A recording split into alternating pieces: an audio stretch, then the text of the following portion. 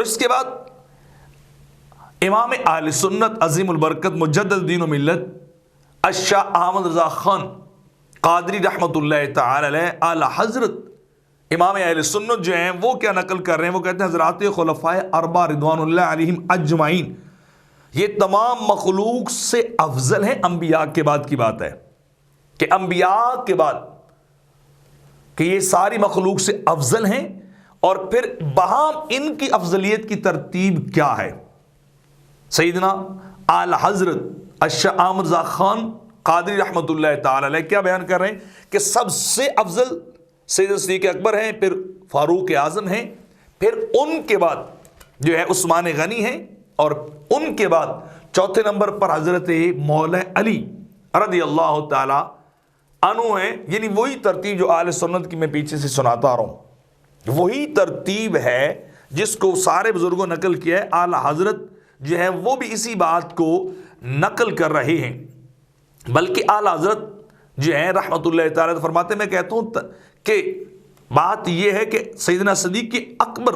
رضی اللہ تعالی عنہ ان کا مقام بقول محی الدین ابن عربی کی تصریح کے مطابق اعلی حضرت فتاوی رضویہ شریف کے اندر لکھ رہے ہیں کہ وہ فرماتے ہیں جہاں تمام نہایتیں ختم اور غایتیں منقطع ہو جاتی ہیں،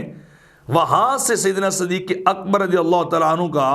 مقام جو ہے وہ شروع ہوتا ہے، اور وہ پیشواؤں کے پیشوا ہیں۔ اعلی حضرت لکھ رہے ہیں کہ سیدنا صدیق اکبر رضی اللہ تعالیٰ عنہ پیشواؤں کے پیشوا ہیں، اور تمام کا ہاتھ تھامنے والے ہیں، اور ان کا مقام صدیقیت سے بلند اور تشریح نبوت سے کم تر ہے، اور ان کے درمیان اور ان کے مولا اکرم محمد رسول اللہ صلی اللہ علیہ وسلم کے درمیان اور کوئی بھی نہیں ہے۔ یعنی سیدنا صدیق اکبر اور سرکار کے درمیان اور واسطہ درمیان میں کوئی بھی نہیں ہے جو سیدنا صدیق اکبر سے اعلیٰ ہو۔ یہ سیدی اعلیٰ حضرت جو ہے وہ بیان کر رہے ہیں اہل سنت کے موقف کو، اہل سنت کے مسلک کو بڑی تفصیل کے ساتھ انہوں نے بیان کر دیا ہے، اور اہل سنت کے لیے یہی طریقہ اور یہی عقیدہ اور یہی مسلک جو ہے وہ کافی ہے، کیونکہ آج کل بڑے نئے نئے تفضیلی اہل سنت کے اندر بھی پیدا ہوتے جا رہے ہیں۔ اہل سنت کے جو ایک چلتا آ رہا ہے شروع دن سے مسلک، اس کے اندر جو ہے وہ نقب زنی کرنے والے بن چکے ہیں، پیدا ہو چکے ہیں۔ تو آپ پہچانیے اہل سنت کا مسلک کیا ہے جو اہل سنت کے بزرگوں نے اور مجددین نے لکھا ہے۔ اسی طرح مولانا نعیم الدین مراد آبادی انہوں نے بھی، اور جو ہے وہ مولانا امجد علی اعظمی صدر الشریعہ